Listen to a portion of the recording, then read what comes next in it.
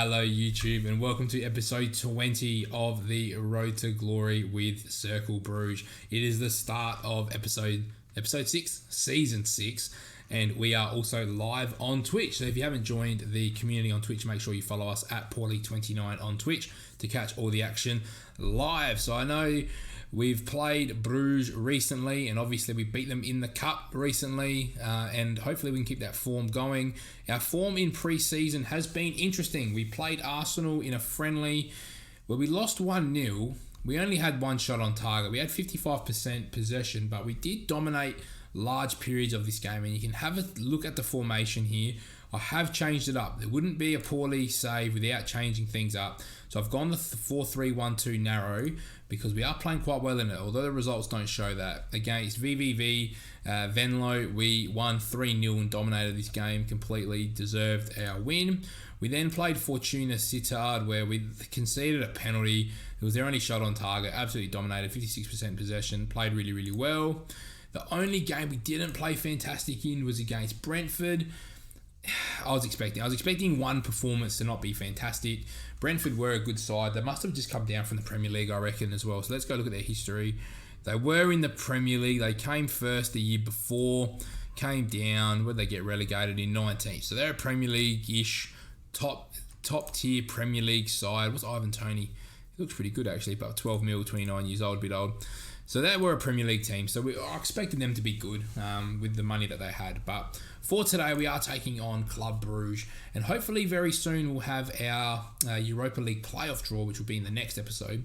But the other thing I wanted to recap are some transfers. I can't remember what we've done since I last saw you, so let's go the latest, which is the 1st of the 7th. So I've definitely gone through some of these. So we've got Savas, who's joined us, who's a centre-back with some good potential, definitely playing at that left-sided centre-back. We've got Lucas Adam, who we're going to play up front as the advanced forward.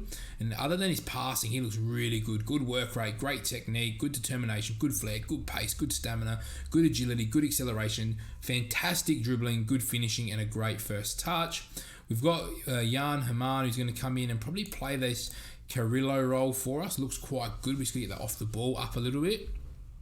We've also then got Theo Zidane, who's going to slot right into this attacking midfielder. I think it's an advanced playmaker we're actually using, but he looks very, very good for us.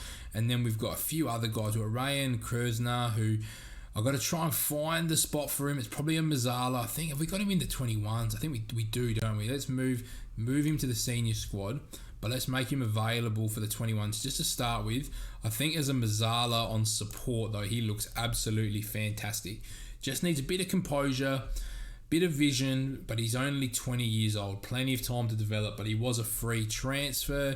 We've then gone and brought Evangelos, who I haven't actually used yet either, as another number 10, who with 4-star potential, another player who looks very, very good for us, and I think he is also in our 21s. So another one I'm going to move to the senior squad. He's only 18 years old. Definitely going to get our money back for him. What did we pay? 400k? 700k. We have spent quite a bit of money on him. Probably don't need him as much. We could probably get away with him playing the Mazzala role. Let him develop for a season, see how he goes. We should be able to sell him on for a little bit. And then we've got another signing, which is from the end of last season. 4-star potential, just a real backup option here for us. We're not really using the DM anymore, but as a Carrillo on support, could definitely get the job done. Just off the ball is not fantastic.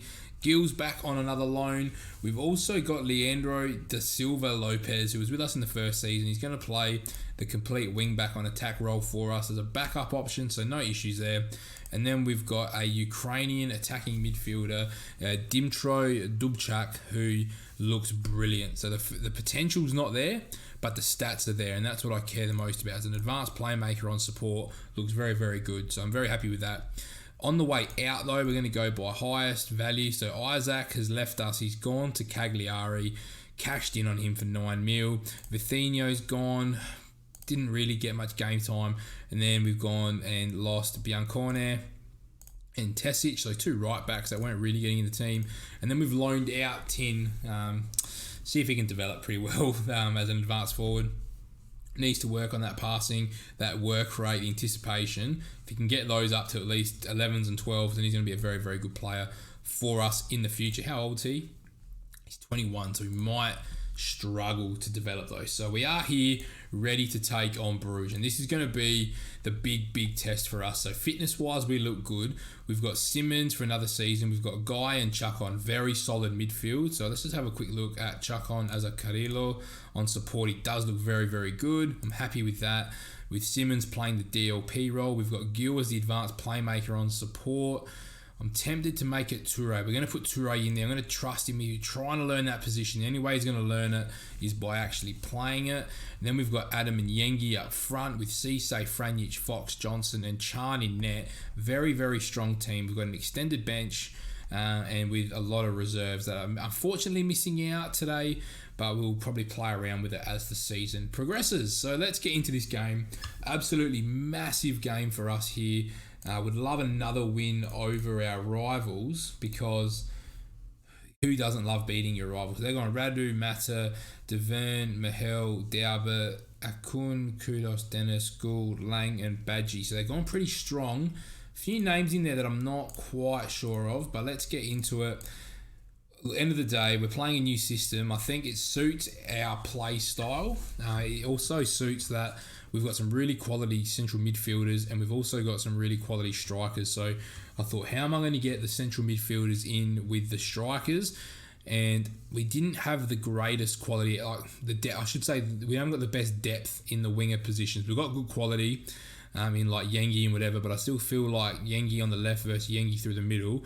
I'd rather him through the middle. So sort of made that decision. It was about getting Toure trained to play through the middle as well. So hopefully we've found the right system that suits the players that we've got. If you've got any suggestions about positionally what we should do, let me know. I'm always up for changing the midfield roles. I'm thinking the Mazzala, the bit more creative midfielder to get width, and then the Carrillo to be a bit more of a defensive-minded central midfielder. But the idea is that they're going to help give us that width to stretch the teams apart with the fullback. So that's the thought process. Hopefully it works for us. So Johnson finding young Adam into Chacon. I don't know where that ball's gone. He's found Cisse's feet, trying to find it back across. It's Guy Jeji who swings the ball all the way to Johnson. Ball in. Adam, can he find his left foot? He could. It's Cisse. We've got Simmons.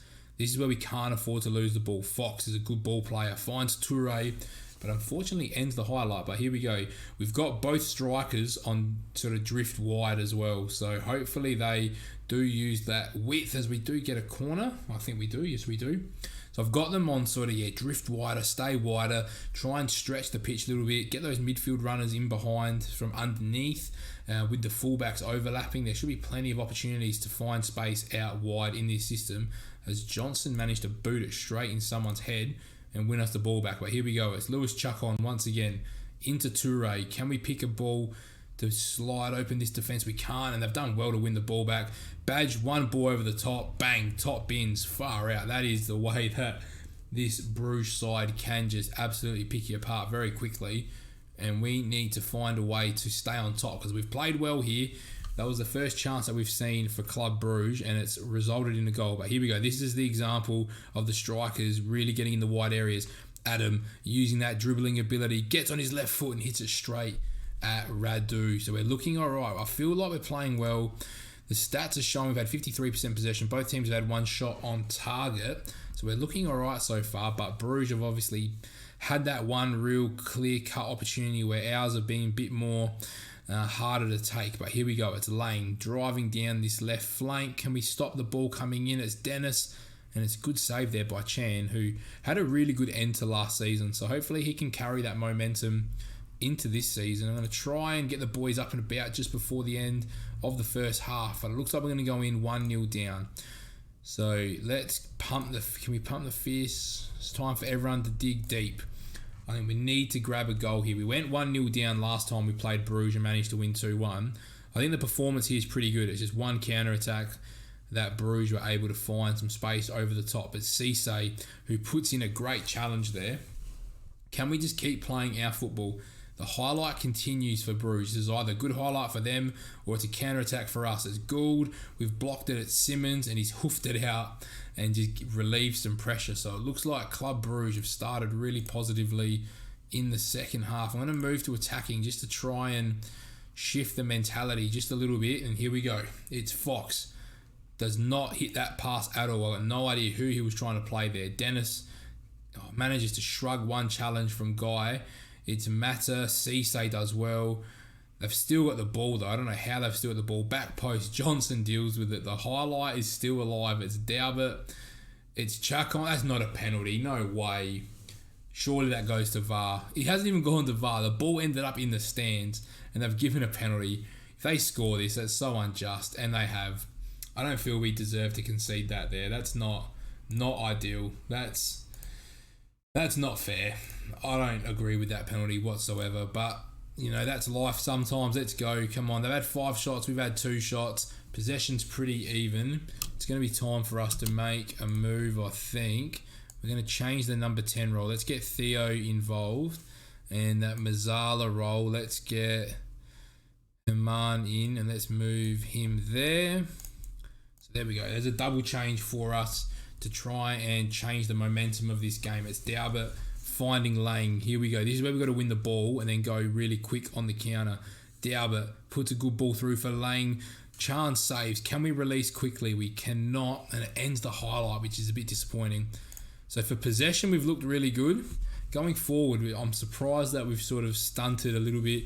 We're going to get De Silva Lopez in for Johnson because he has had a big pre-season. We've only had the 2 shots on target, and that's been a bit disappointing that we haven't been able to create as much. I still believe in the tactic because we've been able to match it with Brugge. They've scored 1 counter-attack and a penalty. So I'm not too disappointed in that. It's Herman. Can we get a goal back just to put some pressure on Brugge? Decent ball in.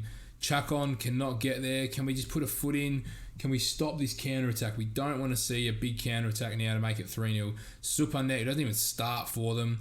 Another opportunity. Bang. Deflect. It's 3 crap goals. A counter-attack over the top. A penalty that's not a penalty. And then a rebound that falls back to the striker. So I'm not disappointed. Do we have more subs to make? Oh, we do. We must have 5 maybe. I don't know. Adam finds De Silva Lopez. 3-0 doesn't tell the full story of this game, in my opinion. Easy deflected goal, and then a penalty that's not a penalty. Yengi's through, got to finish. Bang, Yengi finishes. 3-1. I'm not even going to play the Yengi song because I'm just that annoyed that we've lost 3-1. So it's a ball over the top, a penalty, and then a deflected goal. So I'm very disappointed that of the result, not the performance. It's a decent ball. And that is full time. And look, end of the day, I don't expect us to match Club Brugge every time. We got the win when we needed it last season. But that is where we're going to leave this episode, which is a little bit disappointing because I felt we deserved more from that game. But you are going to see us, hopefully, in the Europa League in the next episode. So if you like this episode, make sure you like, comment, and subscribe. And we'll see you in the next one.